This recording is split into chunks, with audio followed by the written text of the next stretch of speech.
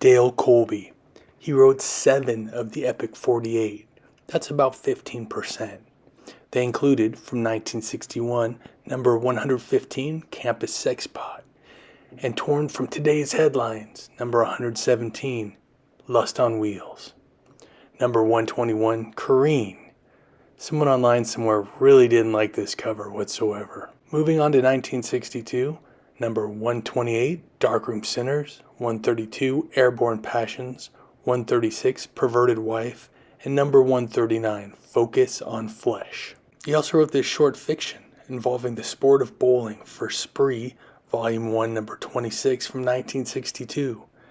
The accompanying artwork of the buxom bowler was used for Ron Gould's Sex Alley, PEC 1966, a reprint of France's Bowling Bum from 1963 by R.C. Gould, both pseudonyms of Ray Conley.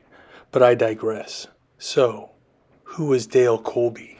Vintage Paperback and Book Covers, a publicly accessible Facebook group, explained to me that Koby was a real person, an English teacher, and rather prolific, as Epic Books was just a starting point, as we'll soon see.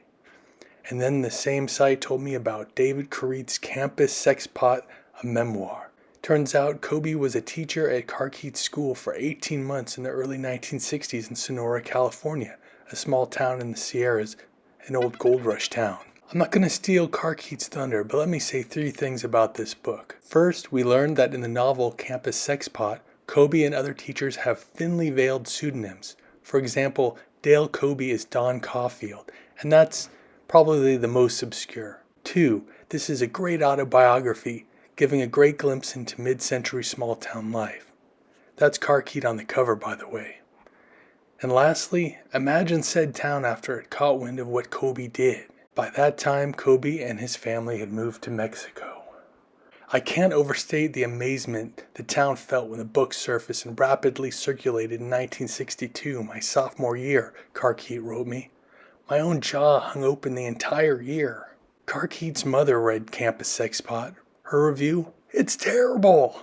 She and her teenage boy read the epic book, and then he burned it in the incinerator. And then, of course, he had to obtain it again, likely at a premium, for use in his memoir.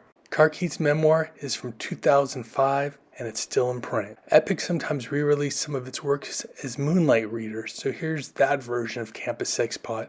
Thank you again, Vintage Paperback and Book Covers. And here, according to a publicly available site on Ancestry.com, is Dale Koby. He was born in 1931 in Arkansas to John Anderson Brittenham and Thelma May. They also had a daughter. He married Nancy Lou in Santa Cruz, California in 1957. Somewhere in there, he obviously changed his name.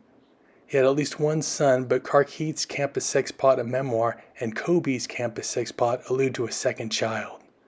Koby died in 1979 in Lancaster, California, and was buried in Arkansas. And if you doubt my tale is true, Carkeet maintains that Koby wrote this in '66. And by the way, Koby used his birth name for this one, for the same publisher, so he was absolutely there. Oh, and that publisher